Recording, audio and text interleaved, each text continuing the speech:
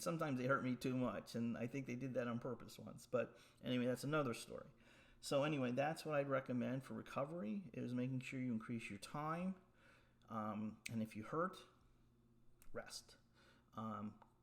Go get a massage, go Thai massage once or twice a month. Those really help me out, to be honest, and those are recovery. The other thing is you want to do sort of a power building approach to powerlifting. So you want to work all the ancillary muscles, not just the bench, the dead, and the squat.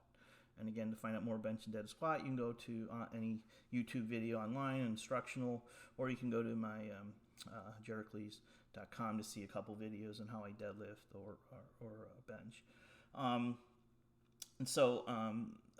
But maybe one segment I will talk more to how I do that.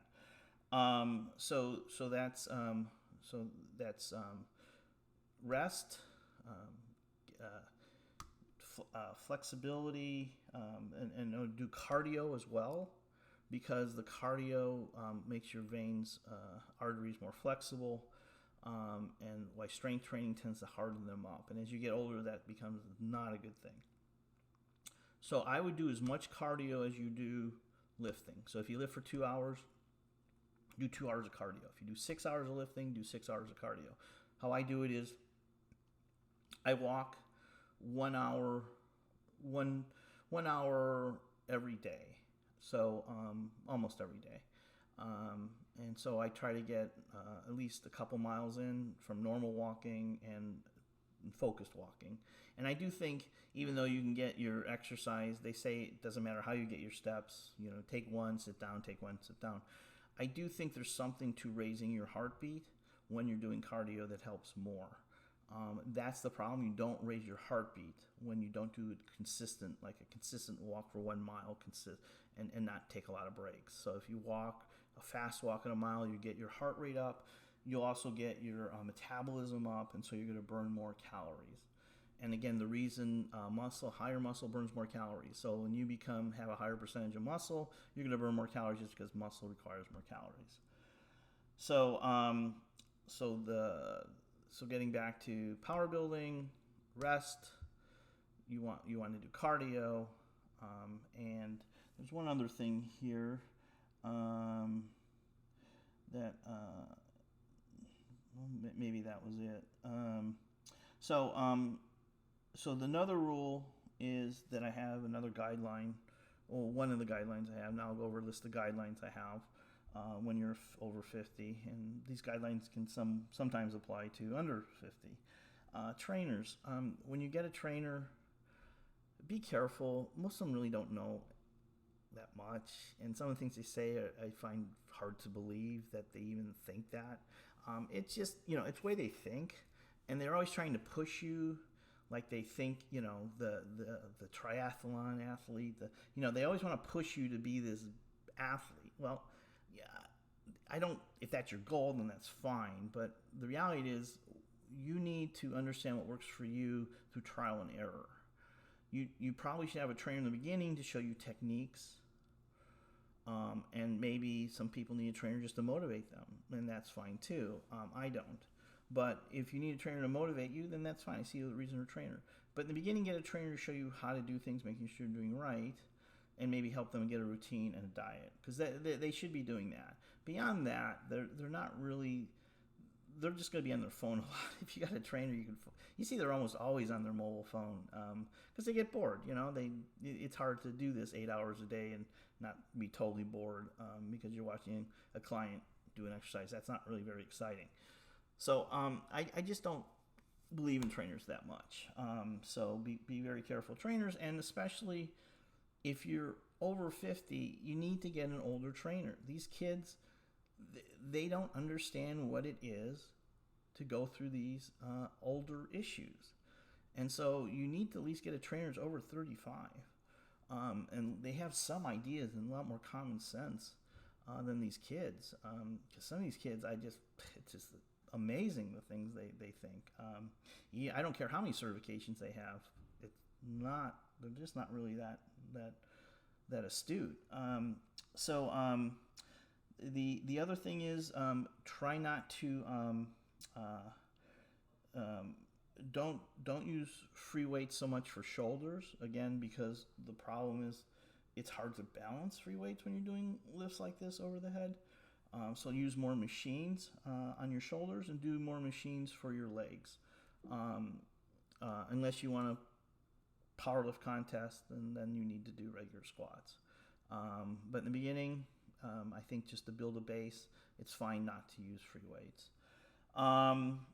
And so one of the things, a rule is, you probably hear about the pump.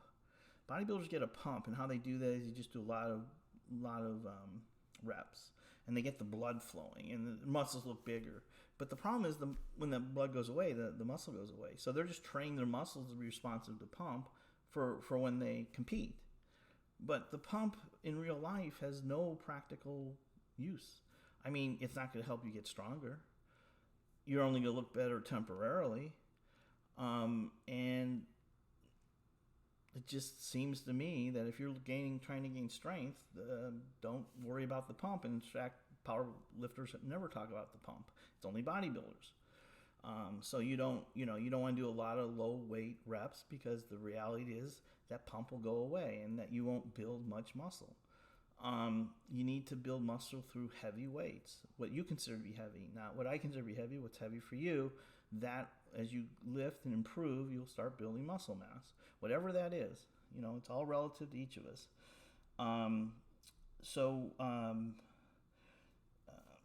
So you sort of need to figure out what works for you, and that'll take time. So in the beginning, try to, get a trainer probably to show you how to do, an older trainer, show you how to do these exercises and get a routine down to build your strength. But again, don't have them do shoulders with free weights, and don't have them do legs with free weights, at least in the beginning, because it really is not a good idea for seniors over 50 or people over 50 to use free weights on squatting or shoulders. I do it, and it still hurts. I hurt myself on shoulders just a couple weeks ago. So I just said, why do I keep doing this? There's no need to use free weights for shoulders. I'm using free weights for bench, so there's no need. But now, where building shoulder strength is really important, using free weights, it's for the strongman contests.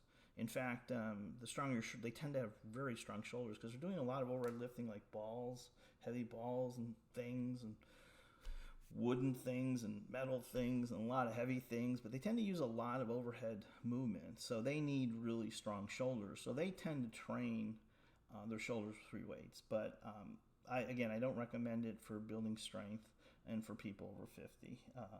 For people over 50, building strength, I should say. Focus. The better you focus on an area, the more likely to grow.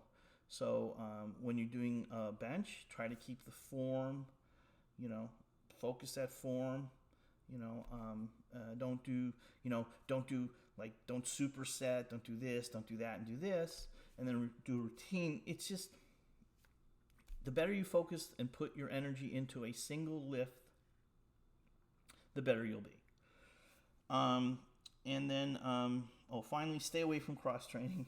I truly believe even cross training is not good for, really. It's just a way to get an accident. It's just popular because it's new, it's different, it combines. You don't have to.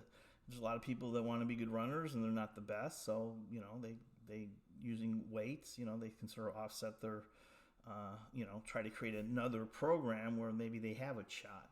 They can get stronger, they can get more fit, and then they can do this. I'm just not a big believer. And now Ironman's a little different, because you're doing basically aerobic things, and you're doing it, over aerobic thing for half hour to an hour, another aerobic thing so that to me is fine. I don't want to do an Ironman. First of all, my muscle weight, I think I'd drown, but and I just don't want to do it. So anyway, that's there will be many more videos, and I hope you enjoyed this. And it's sort of my first one, so I apologize if I sound nutty. But as I get better at doing this, hopefully I'll be more informative, and we'll be talking about a whole list of topics, from steroids to supplements, to basically everything about gaining strength. So that's hopefully Gericules will be associated with the gaining strength. So anyway, with that, I bid you adieu. Thank you.